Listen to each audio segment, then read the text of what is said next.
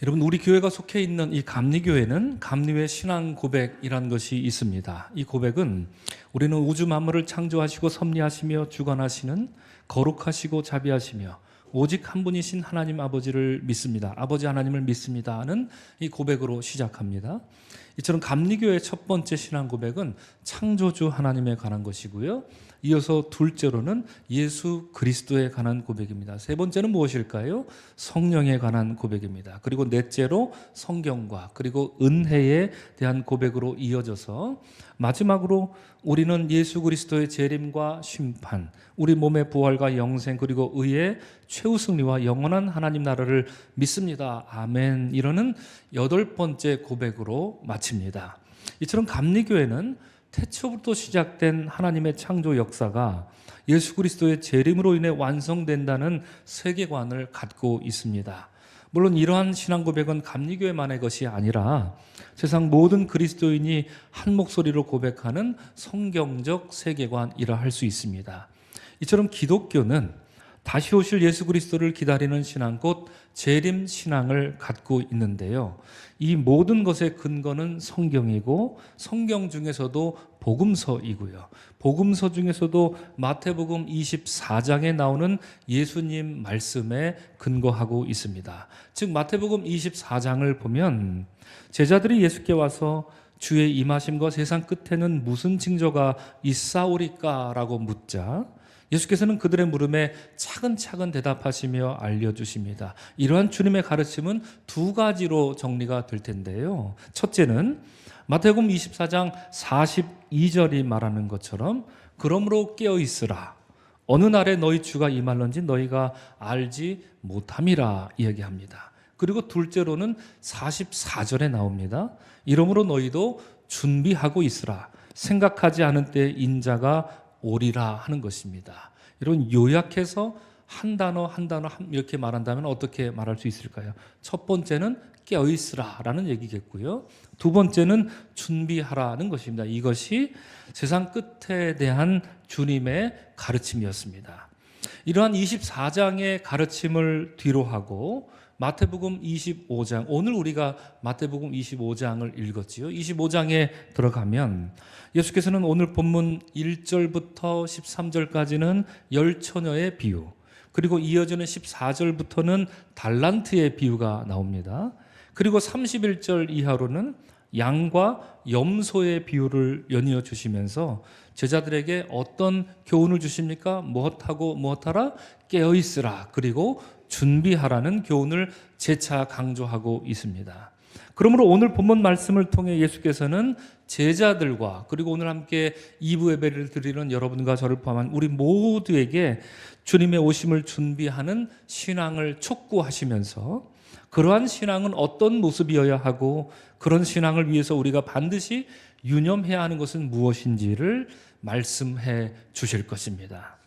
오늘 본문 1절에서 예수께서는 그때 천국은 마치 등을 들고 신랑을 맞으러 나간 열 처녀와 같다 하시면서 주님의 재림은 마치 혼인 예식과 같다, 이렇게 혼인 예식에 빗대어서 말씀하십니다. 고대 이스라엘의 결혼식은 대략 다음과 같은 과정으로 진행됩니다.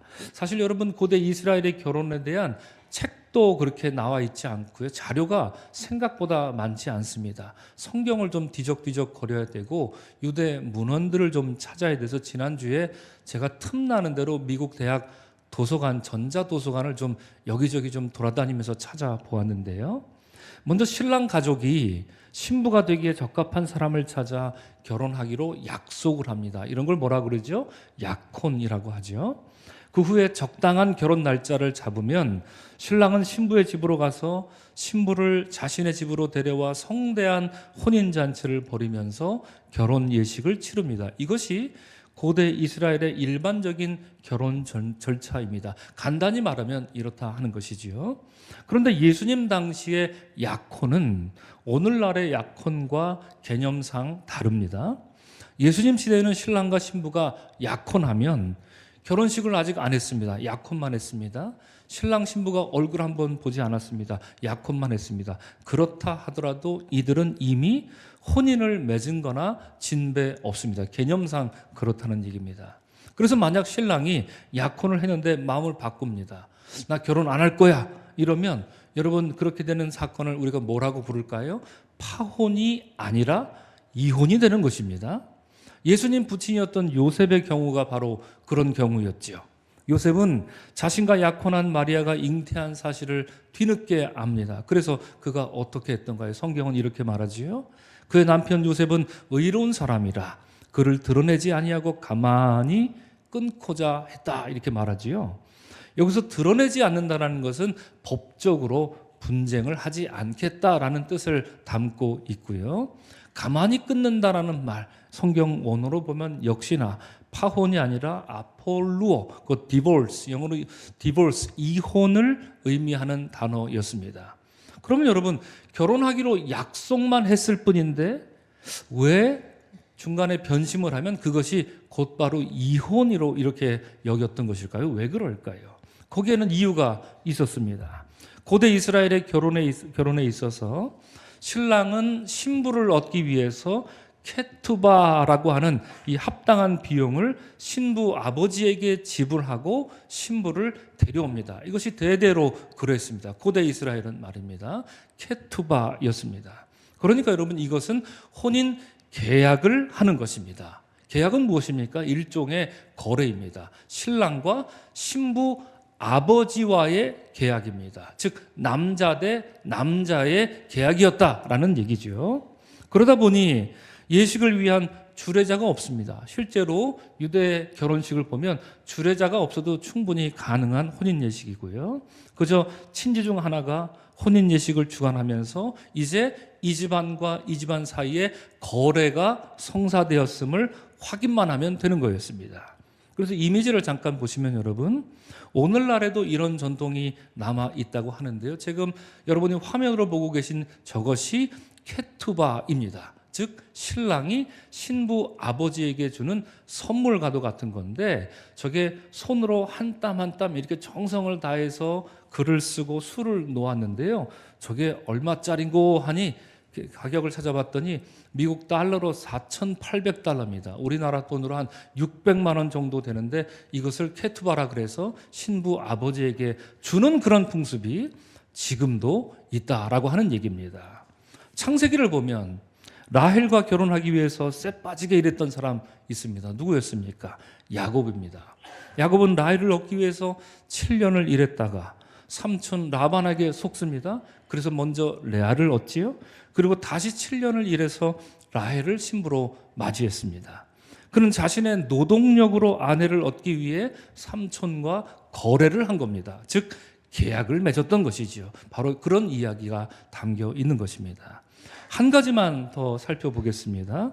신랑과 신부가 약혼을 하면 이제 혼인 예식을 위해서 적당한 날짜를 잡아야 되겠지요. 그럼 여러분에게 한번 묻겠습니다.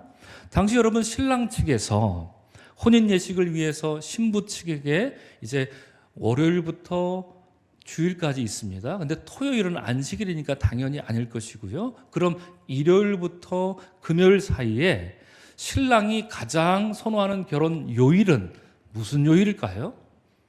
빨리 대답하고 틀리십시오. 잘 모르실 겁니다. 그죠? 일요일부터 토요일은 아닐 겁니다. 그죠? 금요일까지. 어떤 요일을 가장 남자 집안에서 선호할까요? 네, 빨리 대답하고 틀리시라니까요. 네. 일요일. 틀렸습니다. 감사합니다. 넷째 날, the fourth day of the week. 그래서 넷째 날이면 일, 월, 화, 수요일입니다. 왜 그럴까요? 그 이유를 알고 보니 좀 참담하고 저도 이번에 자료를 찾다가 처음 알게 됐는데요. 유대 문헌에 따르면 당시 신랑 측에서 결혼식을 수요일로 고집했던 이유, 가급적 수요일로 하자 이렇게 고집스레 얘기를 했다고 합니다. 왜 그러냐면 다음 날 목요일 회당에서 아침에 법정이 열리기 때문입니다. 신부와 첫날 밤을 치렀는데 신부가 처녀가 아니면 이른 아침에 법정에 가서 곧바로 법적 다툼을 벌이겠다라는 이런 깊은 의도가 숨겨 있었던 것이지요. 그렇게 되면 어떻게 될까요? 법정 앞에서 제대로 잘 다툼만 이기면 신부에게 지불해야 되는 지참금, 아까 뭐였습니까? 케투바. 이걸 주지 않아도 되고요.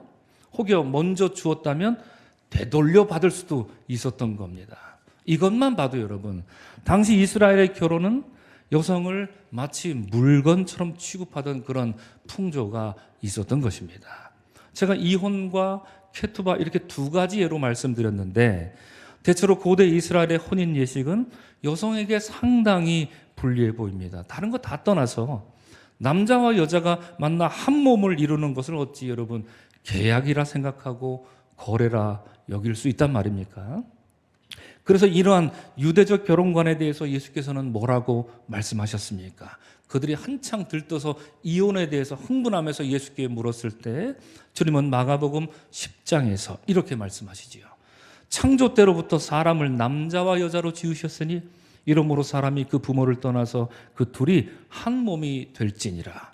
이러한즉 이제 둘이 아니요 한 몸이니 그러므로 하나님이 짝지어 주신 것을 사람이 나누지 못할지니라라고 말씀하셨던 것입니다. 이런 이유로 여러분, 오늘날 우리가 행하는 혼인 예식에서는 이러한 주님의 말씀을 반드시 선포해야 합니다. 읽어야 합니다. 그리고 말해야 됩니다. 이것은 혼인 계약이 아니라 무엇입니까? 우리가 혼인 예식 중간에 하는 거, 혼인 서약을 해야 하는 것이지요.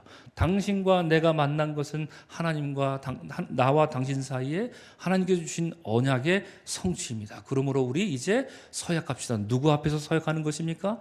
사람들 앞에서만이 아니라 하나님 앞에서 엄숙히 선언하면서 두 사람은 동등한 관계로 한 몸을 이루어 살아가게 됨을 선포해야 하는 것이죠. 이런 점에서 여러분, 저는 오늘날 결혼식들 이렇게 진행되는 것을 보면 아쉬운 점이 좀 있습니다. 결혼식 요즘 인터넷에 재미있는 혼인 서약 이렇게 한번 검색을 한번 해보십시오. 그러면 이런 것들이 뜹니다. 나 신부 누구누구는 매일 아침 남편에게 밥을 꼭 차려드리도록 선언합니다. 이렇게 얘기하고요. 나 신부 누구누구는 드라마에 멋진 남자 캐릭터가 나와도 절대 남편과 비교하지 않겠습니다. 이런 얘기를 재밌죠. 저도 읽고 웃습니다. 그런데 과연 이것이 하나님 앞에 서약할 내용이 됩니까? 어떻습니까? 그냥 그것은 둘이 알콩달콩 주고받을 그런 재밌는 사랑 고백으로 여기면 되는 것이지, 그것을 하나님 앞에 이렇게 선언하고 엄숙히 말할 그런 정도의 서약은 아니다라고 하는 것이지요. 결혼식에서 그러므로 반드시 들어가야 할 것은 혼인 서약입니다. 누구 앞에서요? 하나님 앞에서 말입니다. 이런 점에서 유대교와 기독교의 결혼에 대한 가장 커다란 인식 차이가 있었던 것입니다. 다시 본문으로 돌아갑니다. 여러분 1절을 보면, 그때 천국은 마치 등을 들고 신랑을 맞으러 나간 열 처녀와 같다 이렇게 말합니다. 약혼한 혼인잔치 날이 되면 신랑과 신부는 모든 채비를 갖춥니다. 그런데 예수께서 등을 들고 나갔다 말씀하시는 것은 날이 어둡다 하는 것이지요. 창세기 29장을 보면 야곱이 신부를 얻는 장면을 이렇게 말합니다. 라반이 그곳 사람을 다 모아 잔치하고 언제? 밤에 그의 딸을 레아를 야곱에게 주었다 이렇게 말하고 있습니다. 고대 이스라엘 결혼식은 낮이 아니라 언제 했습니까? 밤에 이루어졌던 것입니다. 낮 시간 동안에는 신랑과 신부는 혼인 예식을 위해 각자의 집에서 이 혼인 예식을 위해 준비를 열심히 합니다. 준비할 게 많습니다. 여러분 유대 사회에서 결혼에 관한 모토가 있습니다. 결혼식은 무엇처럼, 결혼식은 무엇처럼, 신랑은 결혼식은 왕처럼, 신부는 결혼식은 왕비처럼 하라. 이런 말이 있을 정도입니다. 준비할 게 굉장히 많았다라고 하는 것인데, 자 그러다가 밤이 되면 신랑이 많은 들러리와 함께 행렬을 지어 신부의 집으로 찾아갑니다. 신부를 자신의 집으로 데려가서 혼인잔치를 하기 위해서입니다. 2절 말씀을 보면 예수께서는 신랑을 맞으러 나간 열 처녀 중 5은 미련하고 5은 슬기 있는 자라고 합니다. 내용으로 보면 이들은 이 10명의 처녀들은 신부가 아니었습니다. 신부와 함께 신랑 집으로 따라갈 신부 들러리들이었던 것이죠. 그런데 어떤 사람이 미련하고 어떤 사람이 슬기로운 자인가 하고 예수님 말씀을 들어보면 예수님 말씀하시죠. 미련한 자들은 등을 가지되 기름을 가지지 아니한 자들이고 슬기 있는 자들은 그릇에 기름을 담아 등과 함께 가져간 자들이다. 이렇게 말씀하십니다. 곧 여분의 기름을 준비한 것과 준비하지 않은 것이 이 미련함과 슬기로움의 차이였던 것입니다. 또 여기서 등불이라고 번역된 말을 성경 원어로 보면 람파스라고 합니다. 여러분 람파스, 램파스 영어 단어 어떤 게 생각나십니까? 램프가 혹시 생각나지 않습니까? 그렇습니다. 영어의 그 램프가 바로 이 람파스에서 온 말인데요. 이 단어 람파스는 등불도 의미하고요, 횃불도 의미합니다. 그래서 어떤 이는 이 본문의 처녀들이 들고 있는 불을 등불로 이해합니다. 화면에 나오는 그림처럼 말입니다. 작은 등을 들고 이렇게 나갔다, 이렇게 이해하는 사람도 있고요. 어떤 사람들은 아니다, 횃불이었다, 화면에 나오는 그림처럼 말입니다. 그러나 여러분, 이것이 등불인지 횃불인지는 본문 이야기상 크게 중요한 얘기는 아닙니다. 그럼 뭐가 중요합니까? 여러분, 그림에 자세히 보면 저 여인들은 여러분 여분의 기름을 이렇게 가지고 있습니다. 그것이 준비됐느냐 안 됐느냐, 그것만이 중요할 뿐이었습니다. 다시 말씀드리면 오직 그것만이 미련함과 슬기로움을 가르는 유일한 기준이 될 것입니다. 자, 그런데 문제가 생겼습니다.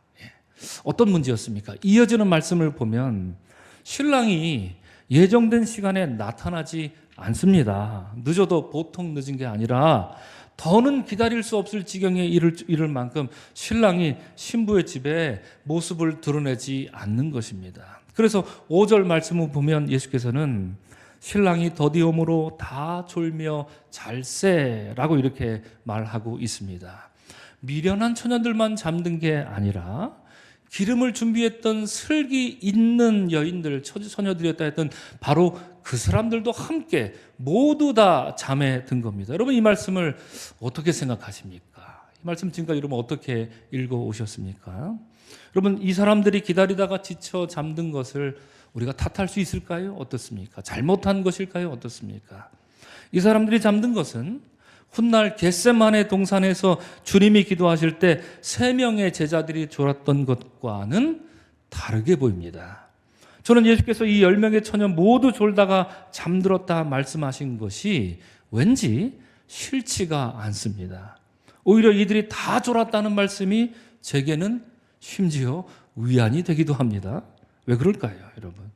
졸음 앞에 장사 없다고, 세상에서 가장 무거운 건 졸릴 때 눈꺼풀이라, 이렇게 사람들이 말하는 것처럼 만약 제가 그 상황이었다 하더라도 저 역시 기다리다 지쳐 졸고, 저 역시 기다리다 지쳐 졸다 못해 잠에 들었을 것이 분명합니다. 저라면 그랬을 것 같습니다. 제가 미련해서 기름을 준비 안 했든, 제가 슬기로워서 기름을 준비했던과 상관없이 이건 신랑 잘못 아닙니까? 제 시간에 와야죠. 안 오면 기다리다 지쳐 졸다가 꾸벅꾸벅 하다가 잠에 들었을 것이 분명합니다. 혼인 예식을 위해 온종일 허드렛 일을 다 감당하느라 피곤해 지쳤으니 아무리 기다려도 오지 않는 신랑으로 인해 졸게 된 것까지 두고서 이 처녀들을 탓할 수는 없는 노릇입니다. 그래서 그런지 예수께서는 겟세마네 동산에서 잠들었던 제자들에게는 뭐라고 말씀하셨습니까? 너희가 나와 1시간도 깨어 있을 수 없더냐 하고 꾸짖으셨지만, 오늘 본문에 나오는 처녀들에 대해서는 아무 말도 하지 않습니다. 그들이 졸았다, 잠들었다라고만 말할 뿐입니다. 그렇습니다, 여러분. 우리가 늘 주의 말씀에 순종하고 주의 성령으로 충만한 삶을 살고자 하면서도 때로는, 아니 많은 경우에 우리는 실패하고 넘어지기도 합니다. 마음은 간절하지만 육신이 연약하고 또 병약해서, 그리고 아직 우리의 영혼이 잘 다듬어지지 않아서 우리의 신앙을 뒷받침하지 못할 때도 참 많이 있습니다. 미련한 자나 슬기 있는 자라 할지라도 모두 졸다 잠들었다, 이렇게 성경이 말하는 것은 그러한 인간의 한계를 여실히 보여주고 있는 것 아니겠습니까? 그러한 인간의 한계를 잘 아시는 주님은 오히려 그런 모습조차도 넉넉히 이해해 줄 것만 같은 그런 따뜻한 위로의 말씀이 이 말씀에 숨겨져 있는 것은 아니겠습니까?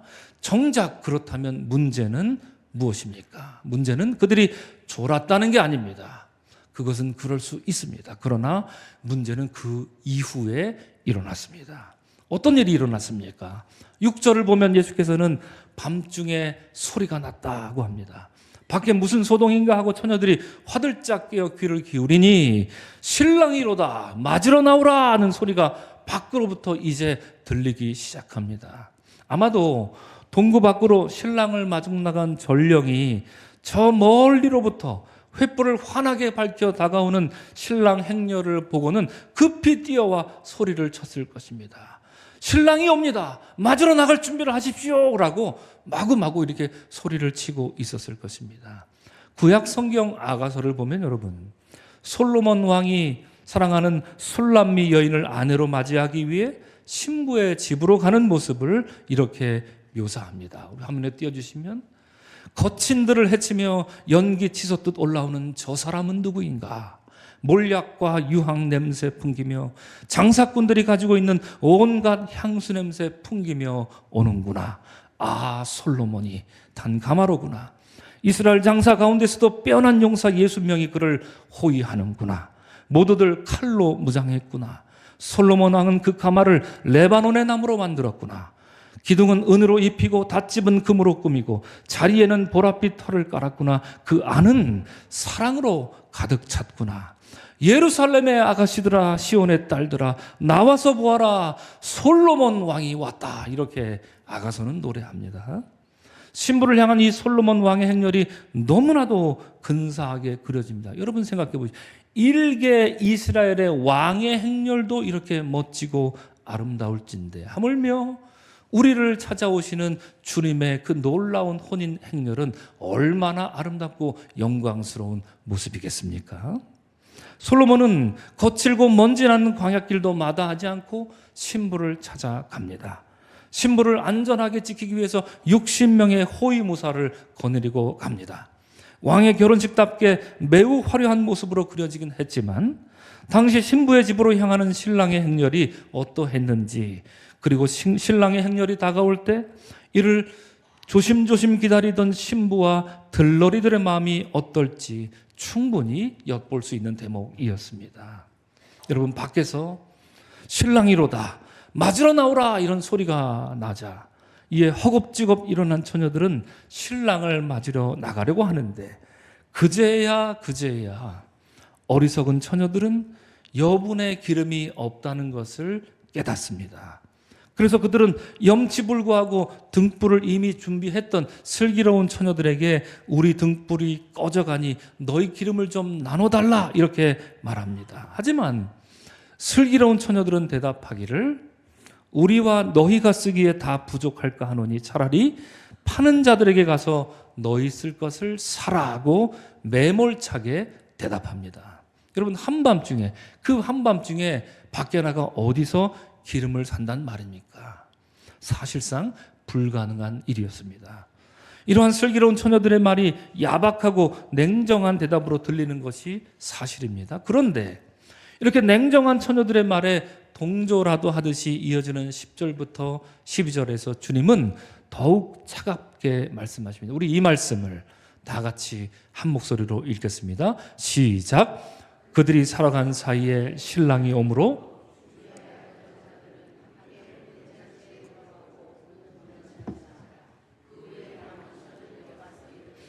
주여 주여 우리에게 열어주소서. 대답하여 이르되 진실로 너에게 이르노니 내가 너희를 알지 못하느니라 하였느니라 라고 대답하십니다. 그리고 이러한 비유로 무엇을 말씀하시는지 예수께서는 최종적으로 마지막 13절에서 선언하시지요. 그런즉 깨어있으라. 너희는 그날과 그때를 알지 못하느니라 라고 말합니다. 오늘 이 예배에 나오신 사랑하는 성도 여러분, 오늘 본문은 혼인잔치에 빗대어서 다시 오실 주님을 기다리는 신앙에 대해서 우리에게 말하고 있습니다. 곧 깨어있으라, 준비하라입니다. 마지막 13절 말씀을 또 이해해 보니 깨어있는 신앙이란 문자적으로 1분 1초도 졸지 않는 그런 신앙을 의미하는 게 아니라 결국 주님이 오실 것을 미리미리 잘 대비해서 여분의 기름을 준비하는 것이 바로 깨어있는 신앙이었던 것입니다. 결국 미련한 처녀들과 슬기로운 처녀들은 거기서 판가름 나기 때문이지요. 자, 그런데 문제는 여러분, 예수께서 슬기로운 처녀들의 입을 빌려 말씀하셨던 것처럼 여러분, 기름은 빌려줄 수 있는 게 아니었습니다. 여러분, 매몰차게 들려도 그게 현실입니다. 그게 사실입니다. 기름은 구워줄 수가 없습니다. 해가 저물어 밤이 되면 어디 가서 구할 수 있는 게 아닙니다. 기름은 여러분, 낮에 구해놔야 하는 것입니다. 그리고 혼인 예식은 밤에 일어납니다. 낮에 구한 기름은 낮에는 필요가 없습니다. 필요가 없지만 낮에 구해놔야 합니다. 밤이 되어야 그 기름이 필요하기 때문입니다. 그래서 한편으로 생각해 보면 이 비유 말씀 면밀히 이렇게 들여다보면 다소 불합리한 면이 없지 않아 보이기도 합니다. 저는 이런 생각이 한번 들었었는데요. 등불을 여러분, 10처녀가 있는데 굳이 10사람이 다 한 사람씩 하나씩 다 들어야 밤길을 갈 수 있단 말입니까? 그렇지는 않죠. 예, 그렇지는 않습니다. 만약에 횃불이 아주 밝은 거라면 그 중에 하나만 앞에서 들면 10사람 다 갈 수 있습니다. 그런데 본문에서는 한 사람 한 사람에게 등불을 준비했는지가 중요했습니다. 비유 말씀은 그러한 헛똑똑한 물음, 한 사람만 들어도 되지 않느냐, 이런 식의 물음을 우리에게 허락하지 않습니다. 예수께서 말씀하신 기름은 신랑을 맞이하는 10처녀 각 사람의 마음가짐을 뜻하기 때문입니다. 그러므로 본문이 말하는 기름은 누구도 대신할 수 없는 우리 각자의 삶을 상징합니다. 어느 시인이 이렇게 말한 적이 있습니다. 나는 누구에게도 줄 수 없는 외로움 하나 있습니다. 여러분, 외로움을 누구에게 줄 수 있습니까? 없습니다. 누구에게도 보일 수 없는 나를 하나 가지고 있습니다 라고 말한 것처럼 살다 보면 결단코 남이 대신해 줄 수 없는 일이 있습니다. 자식이 아프면 어떻습니까? 치료해 주거나 위로해 줄 수는 있어도 대신 아플 수는 없습니다. 여러분, 수능 시험이 다가오지요. 여러분, 수능 시험 잘 보라고 격려하고 밥도 사주고 등 들여주고 기도는 해줄 수 있어도 수능 시험을 대신 가서 봐줄 수는 없는 것처럼 말입니다. 어떤 이가 신앙생활을 게을리하면 가서 권면하고 그를 위해 기도해 줄 수는 있죠. 그렇게 해야 되겠지요. 그러나 그 사람의 몫까지 신앙생활을 대신할 수는 없는 것입니다. 오늘 예배 나오는데 혹시 남편이나 혹은 부인이 그런 얘기를 한 적 있습니까? 내 대신 가서 예배 잘 드리고 와. 여러분, 이런 일은 가당치도 않은 이야기라는 얘기죠. 예수께서 말씀하신 기름은 그런 것이었습니다. 곧 기름이란 달리 말하면 다른 사람이 대신 맺어 줄 수 없는 주님과의 관계를 뜻합니다. 덴마크의 철학자 키르케고르는 이런 신앙의 문제를 하나님 앞에선 단독자로서 풀이합니다. 그는 창세기에 나오는 아브라함을 관찰합니다.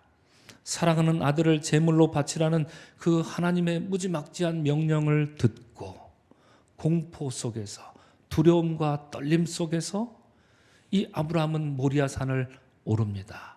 혼자 오릅니다. 아브라함이 그 모리아산을 혼자 올랐던 것처럼 우리는 모두 하나님 앞에 홀로 선 존재들이다. 이 키르케고르가 우리에게 그 이야기를 들려줍니다. 우리 모두는 하나님 앞에 홀로 대면할 시간이 있어야 한다는 것입니다. 그것이 주님과 우리가 맺어가는 아름다운 믿음의 관계일 것이다 말하고 있는 것이지요. 우리가 경험해야 하는 하나님과의 사랑은 누구도 대신해 줄 수 없습니다. 여러분, 하나님의 삿발을 잡고 한판 씨름을 벌인다 하더라도 누가 나 대신 출전해 주지도 않습니다. 신랑을 맞이하는 기름은 누가 대신 준비해 주는 것도 아니요, 있는 사람에게 빌려서 얻을 수 있는 것도 아닌 것처럼 여러분, 신앙의 문제는 오직 우리 각자 자기 자신에게 달린 문제일 뿐이기 때문입니다.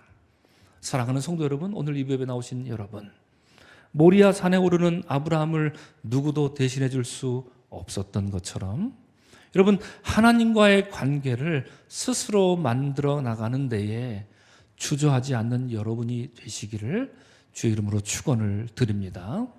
하나님 앞에 서 있는 단독자로서 시간이 있을 때, 아직 낮을 때, 지금 필요 없어요. 내년부터 하겠습니다. 10년부터 은퇴 뒤에 하겠습니다. 아직 낮을 때 여러분 신랑을 맞이할 기름을 넉넉히 준비하는 여러분들이 되시기를 바랍니다. 밤이 오면 기름을 구할 수 없기 때문입니다. 설교를 마치면서 저는 지난달 출간된 아주 오랜만에 우리 이혜인 수녀님이 오랜만에 반가운 책을 출판하셨는데요. 그 책에 나오는 작은 결심이라는 시 한 편을 여러분들에게 소개하고자 합니다. 이 시인이 말하는 이 작은 결심이야말로 밤이 이르러 늦기 전에 아직 기회가 있어서 날이 밝은 동안 부지런히 기름을 준비하는 것이 무엇인지 우리에게 말해주지 않을까 싶습니다. 제가 읽어드리겠습니다. 세상에 머물 생의 길이가 조금 더 짧아질수록 나는 마음의 날씨를 밝게 가꾸고 변덕을 피해야겠다. 사랑의 폭을 관대함으로 넓혀가야겠다. 새롭게 만나는 시간의 결을 조심조심 맑고 곱게 가꾸어 가야겠다. 그리고 기도의 지향을 단순하게 정해야겠다. 오늘은 이 결심만으로도 충분하고 충분하다. 여러분, 이 시의 작은 결단이 오늘 예배드리는 여러분들의 결단이 되시기를 바랍니다. 여러분 마음의 날씨를 밝게 가꾸고 변덕을 피하는 여러분들이 되시기를 바라고요. 여러분이 사랑할 수 있는 그 사랑의 폭을 조금씩 더 넓혀가며 주님 오시는 기름을 준비하는 우리의 삶이 되기를 주님의 이름으로 간절히 축원합니다.